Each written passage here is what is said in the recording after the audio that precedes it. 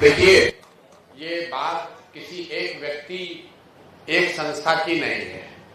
बिहार में जो कानून के रक्षक हैं, जिनके कंधों पर ये जिम्मेवारी है कि कानूनी व्यवस्था बनी रहे, कैसे वो लोग सरेआम कानून का उल्लंघन कर रहे हैं और किसी परिवार का, किसी व्यक्ति का, किसी संस्था का जो प्रॉपर्टी है, जो मेडिकल कॉलेज है, उसको न सिर्फ कब्जा कर लिया, उसको 25-30 वर्ष से अपने कंट्रोल में रखे हैं।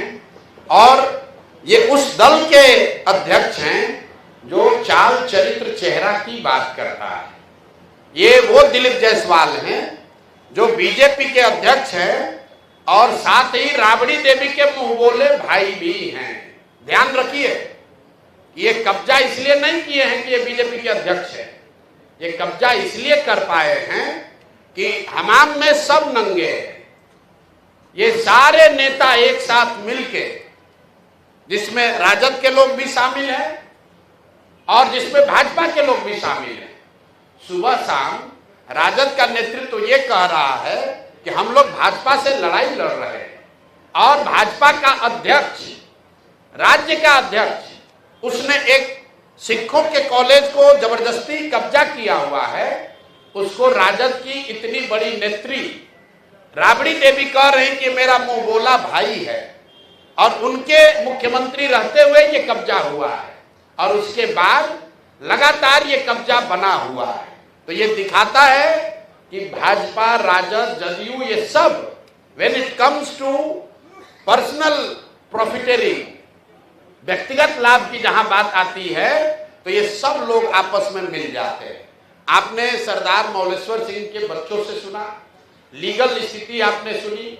भाई, जो व्यक्ति उस कॉलेज में क्लर्क भी बाद में बने, पहले जो इन लोगों ने कॉलेज को शुरू किया उसके हेल्पर थे, फिर कॉलेज में क्लर्क बने, फिर उसके बाद वहीं पर एडमिनिस्ट्रेटर बने, फिर उन्होंने ट्रस्टी जो था उसी को हटा दिया, खुद ही मैनेजिंग ट्रस्टी या डायरेक्टर बन गए, अपने बेटे को ला दिया, अपने बहू को डाल दिया और जो लोग भी ओरिजिनल बनाने वाले थे सबको हटा दिया।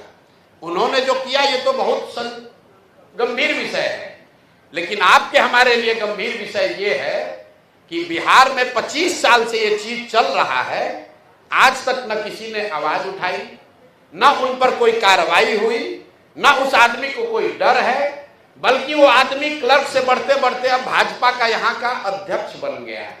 ये कैसे संभव है? ऐसा नहीं है कि बीच में मामला उठा नहीं है।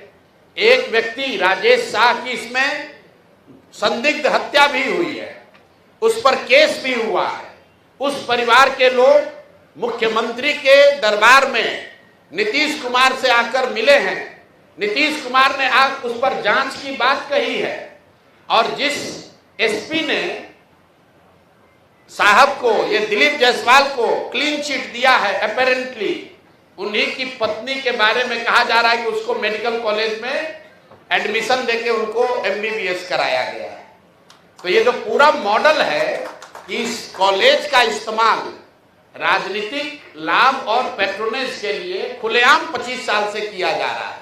अब एक आंकड़ा सुनिए, 50 से ज्यादा पॉलिटिकल लोगों के परिवार के लोग, एक तो नहीं, 50 से ज्यादा अलग अलग पॉलिटिकल परिवार के लोग, उनके बच्चे, उनके परिवार के सदस्य बिना किसी एडमिशन टेस्ट के मैनेजमेंट कोटा से इस कॉलेज में उन्होंने एडमिशन लिया, वहां से मेडिकल की उनको डिग्री मिल गई और वो सब दिलीप जायसवाल को बचाने और मदद करने में लगे रहे।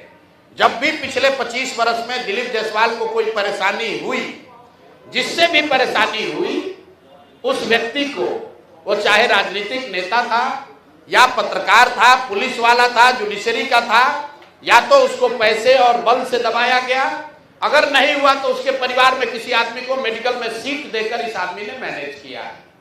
और इतनी बड़ी बात 25-30 साल से लगातार चल रही है और किसी की हिम्मत नहीं है कि दिलीप जायसवाल पर सवाल उठाए। तो जन सुराज ने तय किया है कि हम लोग इस मामले को न सिर्फ उठाएंगे बल्कि इसको समाज में जनता के बीच रखेंगे। जैसा गिरी जी ने बताया, इसकी लीगल लड़ाई लड़ेंगे